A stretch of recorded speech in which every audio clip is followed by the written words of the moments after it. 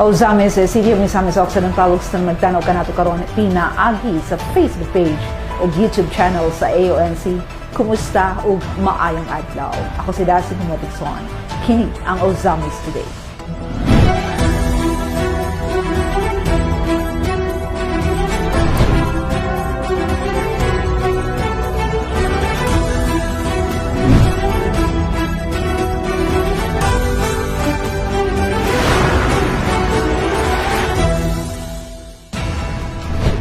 Sa ato ang mga headlines.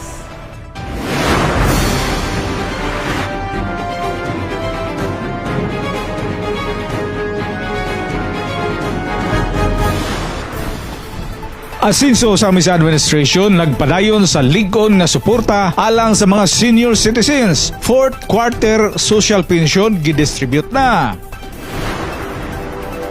Mayor Indy ug Asinso Osamis Administration may paabot sa suporta sa napahawang mga pamilya sa pribadong luti sa Katadman, Manabay. BFP maglunsad sa bagong Fire Safety Inspection System sa Osamis City. Duha ka adlaw nga libreng X-ray services gidugok sa mga empleyado sa Osamis City Hall. Bangelby Bridge nakatabang sa pagpalambo sa turismo sa Misamis Occidental. Sumala pa ni Governor Waminal. Weekly clean-up drives sa mga spaghetti wires nagpadayon. Tungod sa free hospitalization program, matag pamilya sa Dakbayan dili na magproblema sa pagpangita og ibayad sa hospital bills. Ilabi na kadtong way igong pundo alang sa medikal nga emerhensya.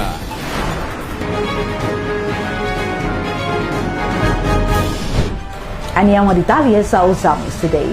Asan sa Ozamis Administration nagpadayon sa digon nga suporta alang sa mga senior citizens for the quarter social pension gidistribute na gitutukan ni Bernal Tagson ang maong balita.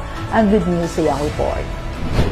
Ang Administrasyong Asinso Osamis ubos sa liderato ni Mayor Attorney Henry Indy Fuentes Waminal Jr. uban sa suporta ni Congressman Sanso Fernando Ando Fuentes Waminal o Governor Attorney Henry S. Waminal nagpadayon sa pagsuporta alang sa kaayuhan sa mga senior citizens. Nobyembre 27, 2024, gipahigayon sa lokal nga pangagamhanan ang pagpang-apod-apod sa ikaapat nga kwarter sa social pension para sa mga barangay sa Dakbayan. Lakip na niini ang Barangay Maningkol, Doña Consuelo, San Antonio, Gango, Embargo, Labo, Bulikay, Karangan, Bacolod, Bañadero ug Barangay Laman. Pasalamat ko sa itong mayor, si Indy.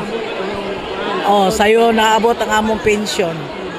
Daghan salamat. Sa pagpanguna ni Osamis City Vice Mayor Simplicia Bibiniri nga nagrepresentar ni Mayor Indy Waminal uban sa mga sakop sa konseho, mga opisyalis sa barangay ug staff gikan sa Department of Social Welfare and Development kon DSWD Northern Mindanao ug City Social Welfare and Development Office kon CSWD nagtinabangay aron masiguro ang hapsay nga proseso sa paghatag sa senior citizen pension. Kahibaloan ang maong programa kabahin sa dakong pagpaningkamot ni Presidente Ferdinand Bongbong Marcos Jr. nga kanunay nagsuporta sa mga indigent nga senior citizens sa Dakbayan, ilabi na kadtong walay regular og igong kinitaan. Gipahayag usab ni Vice Mayor Neri ang lig-on nga commitment sa Asinso Osamis Administration ug pasalamat sa suporta sa nasyonal nga panggobyerno. Din sumala pa niya, kining maong programa gimugna sa atong halangdon nga presidente ug inguman gisuportahan sa iyang tibuok kabinete ang atong kanini ang Speaker sa House of Representatives, ang atong halangdon nga Governor sa Misamis Occidental, Henry S. Waminal, nga naningkamot yun nga kining atong ayuda kani mga funding o kani mga resources lagi ka sa kauluhan moabot yun dinhi sa atong probinsya.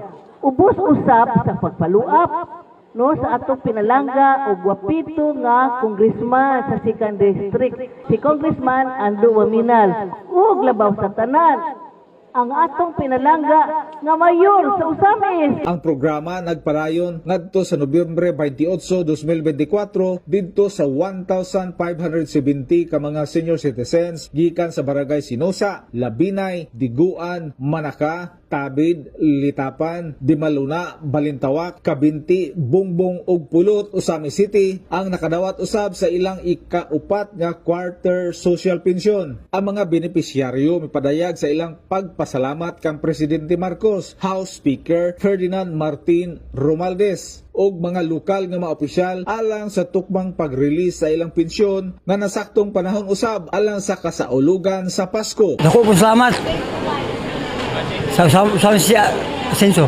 Nagpasalamat ko sa tanang grupo dinhi sa Asenso Osames. Si Executive Assistant to the City Mayor for Barangay Affairs, Jan Docdor, mipahayag usab sa pasalig sa syudad alang sa pag-atiman sa mga senior citizens diin sumala pa niya. Bulahan mo nga napili ana tungod sa panagiusa sa atong executive branch, tungod sa panagiusa sa executive o ang legislative, no, kang mayor o sa mga city council, dali nato mabuhat ang angay buhaton sa atong mga leaders.